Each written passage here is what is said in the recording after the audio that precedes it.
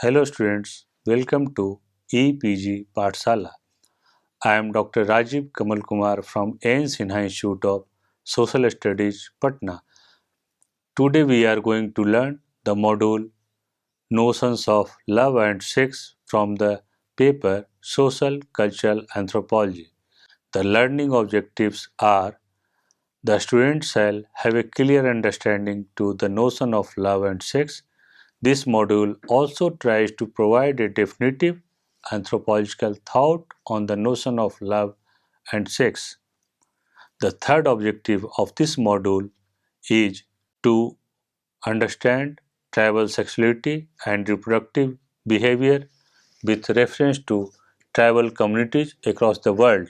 Love and sexual behavior among mankind, whether universal or local, have excited very from early times and continues through the process of socialization and inculturation over time and space.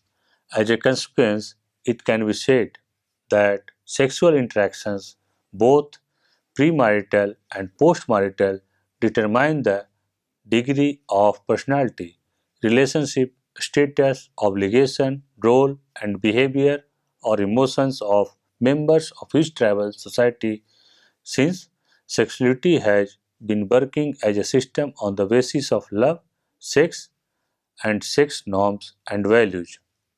Anthropology testifies that variations exist between different cultural groups. In their pattern of sexual behavior, every society must control potentially disruptive sexual behavior through some systems. But it is clear that effective control can be achieved in diverse ways. Behavior which is discouraged in one society may be tolerated in a second and encouraged in a third. Also, substantial differences may exist between subgroups within a society. The very existence of cultural practices like monogamy, polygamy, joking relationship, preferential marriages, sororate, levirate, etc. are based on sexual interactions. The sexual privilege, avoidance, taboo, and incest among the members have been helping the tribals to sustain their discipline, continuity, and existence. Anthropological studies of intimate human emotions and sexual behavior traditionally are difficult to conduct and to interpret. Usually, this is because so much of any emotional and sexual behavior is private and must be understood through reporting by others rather than through direct observation. Identifying the central components that constitute general social structures, one cannot overlook the integral role that marriage, in its many manifestations, plays in the makeup of the human societies. Marriage, or the ultimate extension of pair bonding, and that developed largely as a cultural adoption to the reproduction of slowly developing human offspring. Anthropological studies of intimate human emotions and sexual behavior traditionally are difficult to conduct and to interpret. Usually, this is because so much of any emotional and sexual behavior is private and must be understood through reporting by others rather than through direct observation. Identifying the central components that constitute general social structures, one cannot overlook the integral role that marriage, in its manifestations, plays in the makeup of human societies.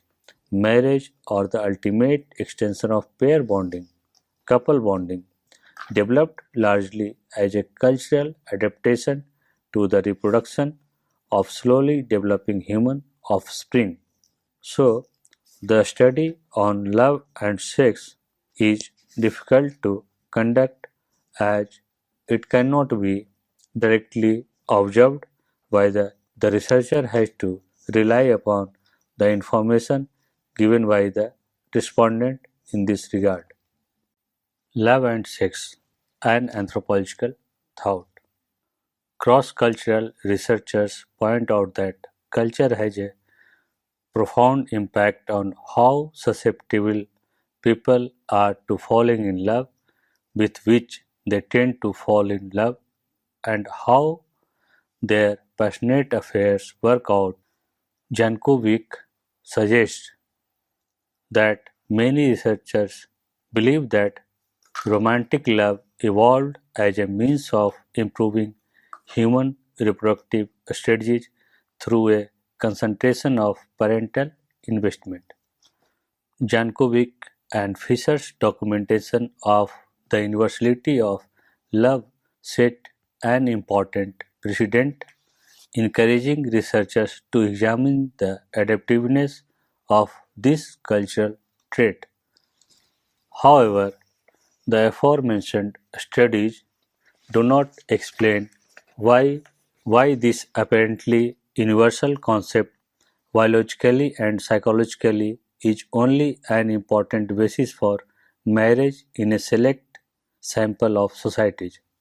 Rosenblatt and Cosby attribute the increased relational antagonism to the strong emotionality of courtship coupled with ambiguity of situation in societies with a great deal of freedom and choice. Additionally, they associated freedom of choice with greater male-female contact, greater frequency of dances, and community endogamy. This research indicates that where individuals are granted more freedom of choice when choosing a spouse, romantic love is a more important basis for marriage, leading to impractical mate choices and increased relational antagonism. According to Sorrell, 2005, Romantic Love and Marriage, an analysis of the concept of and functionality of romantic love as a marital stabilizing agent. It is important to note that many studies have found culture-related dimensions to a more complete understanding of romantic love. Anthropologists and evolutionary psychologists have assumed that passionate love and sexual behavior as culturally universal, which can be studied under sexual ethnography. The dimensions of individualism and collectivism at both societal and psychological level offer insights into the nature of romantic love along with the sexual behaviors and its perceived importance in marriage. According to Foucault, the discourse on sex that scholars and theoreticians engaged in never ceased to hide the thing that they were speaking about, and by speaking about it so much, by multiplying it and partitioning it off, they created a screen discourse, a dispersion avoidance meant to evade the unbearable and too hazardous truth of sex. In all cultures, men and women feel the strings of passionate love and sexual desires that comes in the domain of sexual ethnography. Despite its universal nature, culture has been found to have a profound impact on people's definition of passionate love and on the way they think, feel, and behave when faced with appropriate partners in settings designed to spark such feelings. Cross-cultural studies provide a glimpse into the complex world of passionate love and increase our understanding of the extent to which people's emotional lives are written in their cultural histories. Almost all cultures have norms governing sex and reproduction, premarital sex, the incest taboo, to legal concepts such as child support. However, these taboos are not found to be entirely universal. In most of the societies, even in tribal societies, The children that took place before the marriage are not considered legitimate by the law, and hence the romance between couple has to be, and hence the marriage is essential to give the legitimacy to the children and understanding to the tribal sexuality made by anthropologists. In conceptualization of the individual or reproductive couple as the fulcrum of reproductive decision making, such models abstract the decision making process from the socio-cultural and political context in which the reproductive unit is located, and fail to consider the influences of social institutions and social relations that structure and that context. Anthropological analysis have challenged the notion that fertility-related behavior is the outcome of individualistic calculations of the cost and benefits of having children. Considering the ethnographic analysis of various tribal or indigenous communities, there were some detailed analysis of the natives or tribals' perception on the purview of love and sex pertaining to the sexual behavior of the individuals in the community. The most common pattern noted in the literature is to permit joking relationship within the same generation, sometimes with alternate generation as well, and only rarely between contiguous generations. Radcliffe Brown regarded the joking relationship as a technique of resolving problems inherent in the social structure and alternative to extreme respect or avoidance. He says that a relation between the two persons in which one is by custom permitted and in some instances required to tease or make fun of the other, who in turn is required to take no offense.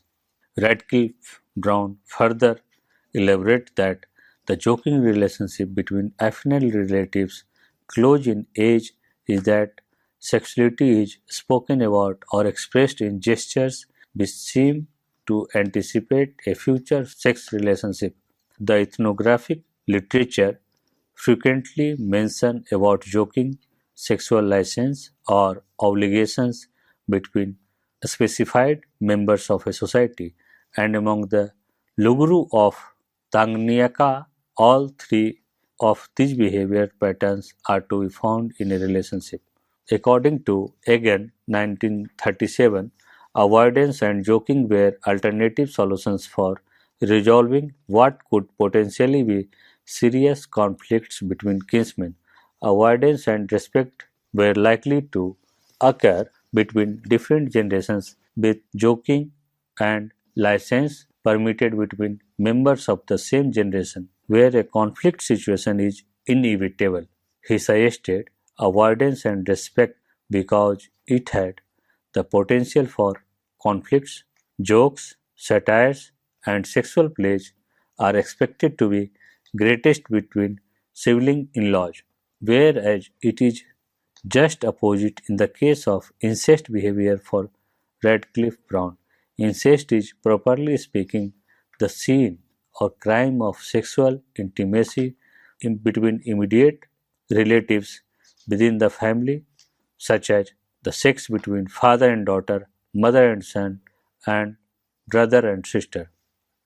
Social context of love, sexual and reproductive behavior, tribes of India and the world. Different people feel differently about the place of their sexual intercourse. One of the reasons for the origin of youth dormitories in tribal societies in India, like the Zhuangs of Odisha, Muria Gaons of Madhya Pradesh, is that the parents do not want to be witnessed by their children during their sexual intercourse at home. This is where the children get their sex education and orientation on love and sexual behaviors. Some tribes, especially the Chenchus of Andhra Pradesh, have sexual intercourse in daytime since they feel that intercourse at night lead to the birth of blind child. Also, they have sex in deep forest area as they believe that their home is not a hygienic place to have sex. Hammond of 1943. Extramarital relations are allowed among the infertile Chenchus of Andhra Pradesh in the hope of proving their fertility. Sex activities of the Kadars of Cochin are somewhat different since they are confined to excursions into the forest during daytime. The restrictions, therefore, mold not only sex habits as such, but determine also the daily routine of all married people. Further, their ordinary marital sex life is also quite interesting. A husband of woman would ask his wife to go and collect firewood in the forest, either in the morning or late afternoon. She naturally will accept it as the appropriate way. The life will take this as just the correct form of approach to which she will generally respond willingly unless contemplating divorce or expecting menstruation very soon. The Kadars also believe that houses, live shelters, or caves are too small and too overcrowded and too open as to allow any enjoyable intimacy. Moreover, sexual intercourse must not take place in the presence of children. The Maasai of Eastern Africa are of the opinion that sex in a daytime can be fatal, according to Raw 2002. The pastoral Maasai inhabit in the savanna borderland between Kenya and Tanzania in Africa, permitted their young males to have sex with immature girls. Tale 2007 has reported that this license has its rationale within a cultural logic and a structural framing of hierarchically organized age and gender categories that gives precedence to male seniority and male power. This is being argued as sexual prohibition and license, the one implicating the other may be fruitfully analyzed as part of serious games where subjects are positioned in shifting contexts of equality and inequality, power and hierarchy.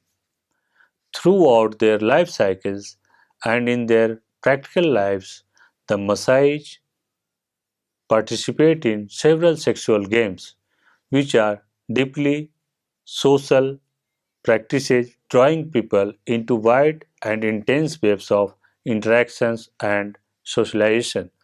Sexual relations, moreover, cannot be analyzed in isolation from other social relations or from the realm of economics or politics. In the case of Eskimos, the children learn about sex from their family itself as soon as they are able to form ideas. Since they live in a small dwelling, it is a matter of observation that all the family functions, including sex between parents or other elderly couples, being conducted right before their eyes. This was reported by Garber in the year 1935.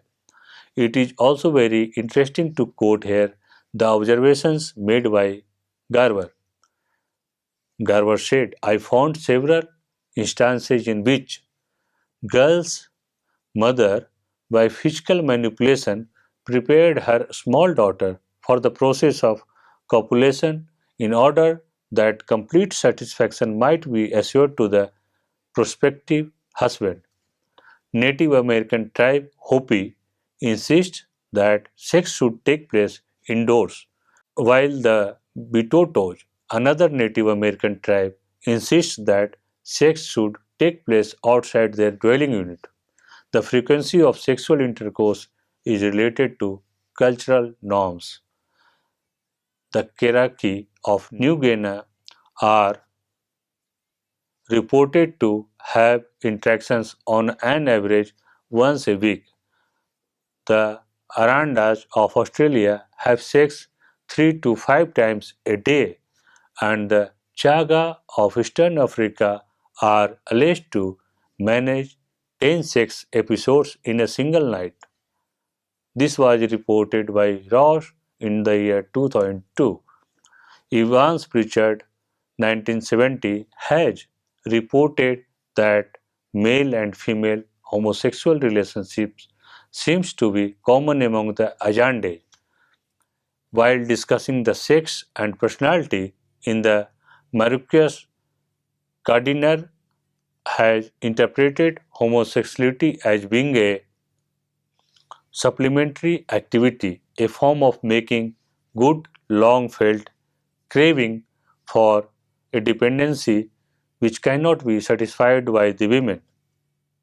The Polish anthropologist Bronislaw Malinowski from 1914 to 1918 studied the inhabitants of Trobriand islanders and was of the opinion that the inhabitants are very open to sex. These Melanesians live in a group of 22 islands which are part of Papua New Guinea, and they are not very conservative when it comes to everyday dress. Premarital intercourse is universal in their culture, and even children as young as 3 years old are permitted to explore their sexuality. Similarly, Margaret Mead, in her book Coming of Age in Samoa, describes the psychology of the individual Samoan as being simpler, more honest, and less driven by sexual neuroses than the West. She describes Samoans as being much more comfortable with the issues such as menstruation and casual about non-monogamous sexual relations. Part of the reason for this is the extended family structure of Samoan villages. Conflicts that might result in arguments or breaks within a tradition.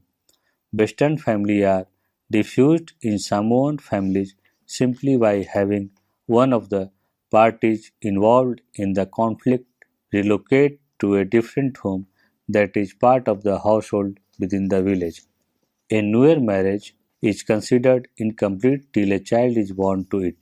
So, further, a man's name must continue in the lineage. If a man dies without male heirs, a kinsman ought to take wife in his name. Such a marriage is precarious in nature, precarious marriage or ghost marriage.